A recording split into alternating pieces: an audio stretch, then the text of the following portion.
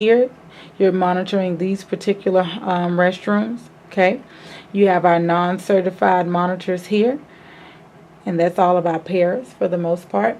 Miss Hussein, Hunter, all of those people are going to be certified monitors in the hallway. This is our sixth grade roster. So that's our sixth grade roster.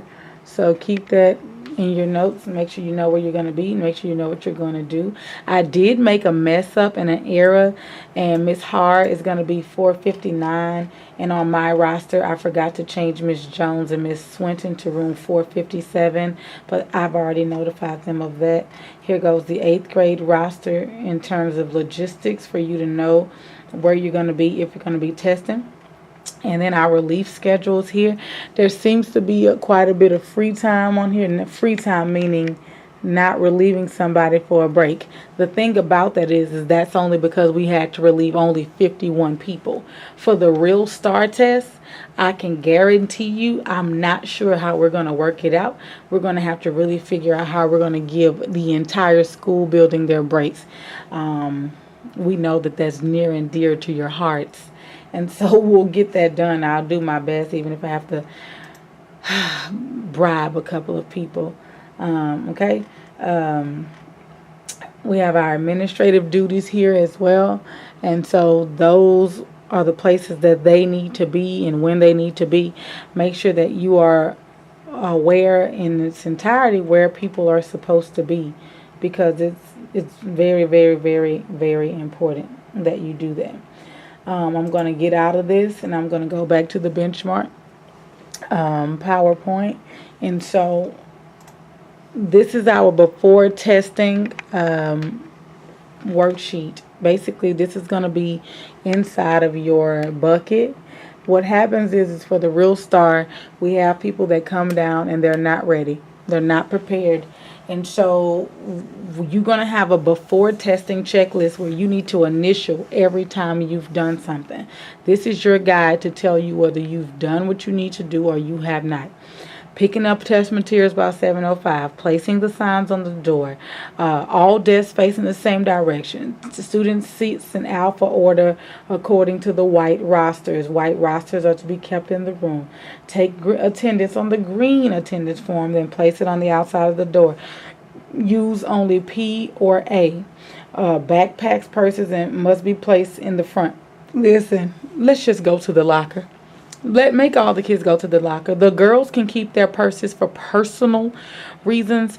Our hall monitors are going to be checking the girls' purses in terms of, hey, you don't have any phone or any electronics or any paper things that you're writing, just things like that. And then they're going to allow them to use the restroom. And so we're going to keep a real tight lid on that. Collect items. All this stuff is to be checked out. During the test, you're actively monitoring. You're reading all the directions. You're completing the seating chart. So there's things that you need to be doing. And on the real STAR test, I want to be as clear as I can, because I know somebody's going to say I'm not clear, or somebody's going to say, oh, she's being too clear and this lady is tripping. But it's okay. I'll take that. So if you get a monitor to come to your room because you posted the I'm ready to go sign, fine, great. When you post that sign, the monitor or the relief is going to ask for that paper, to look at that paper. If it is not completely initialed, if it's not completely filled out, I'm not going to have them going through your stuff, but I'm going to have them saying that, okay, this person's completely filled out. When you come down to that office and you turn in your stuff, if we get to a point where you might not have bubbled score or you didn't do the agency code and things of that nature, you're going to go back. You're just absolutely going to go back to your room. And you need to make sure that you're going to be offended. You're probably going to be upset. But if you do not bring back everything you're supposed to bring back, if you do not have everything that you're supposed to have, you're going to go back to your room. We're not going to slow down check-in because you're not ready. If you're not ready when the monitor gets to you, they're going to skip over you and they're going to go to the next person. This is not personal. This is strictly business. All right, allowable testing materials like highlighters, blank paper, map pencils, all of those things. You can't force those on people. They have to be laid out in the room, and the student has to ask for them. Let's keep that in mind, because the accommodations are for students who use them regularly and routinely in their classrooms. So if they're not asking for them, they don't need them. If they don't need them, it's because they probably aren't using them. And so now you have students who have accommodations that have to be provided to them, and those are on your rosters. The students' accommodations that are on your rosters must be provided to them. Absolutely no excuses. Now, you do have students who get oral reading, and they're like, I don't need you to read, and they work ahead of you. It's okay if those students work ahead of you. It's okay if they move on, because you're still providing it. You gave them, you offered it to them, but they do have a right not to use them. You just have to offer it. All right, and so Ms. Jinklin had a few things for the benchmark. She wanted to remind you guys about the kids who are going to be asking for patty paper, and they are really talking about their tracing paper. So I guess they're trying to make sure that they get their lingo together. If student asks for lowered accommodations for colored pencils, then you're basically going to give them 3 colored pencils and not black. Okay, I'm sure you're smart enough to know don't give a kid black.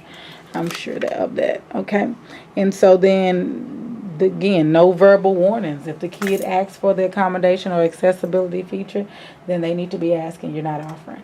All right, and then today would have been National Signing Oath Day for you, but you weren't here, so you didn't get to sign your oath. So once you watch this video, once you're done, once you're completed, you're basically gonna, step 1, get the email from me. Step 2, come pick up your packet. Step 3, watch this video and answer those questions that come in between this. And, well, you should have been already answering some of these questions.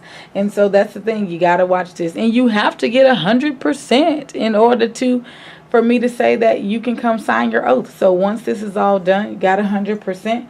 Now, if you don't get 100%, you have to come back to me for me to clear you out, and then you have to answer these questions again. You know what? I'm going to even be nice and say 90%. So let's just say that 90%. You can miss one. Or a couple. It depends on how many questions I've created. But come sign your oath when you're completely done. I'll know you're done because the class will tell me that you completed the class. Thanks, guys.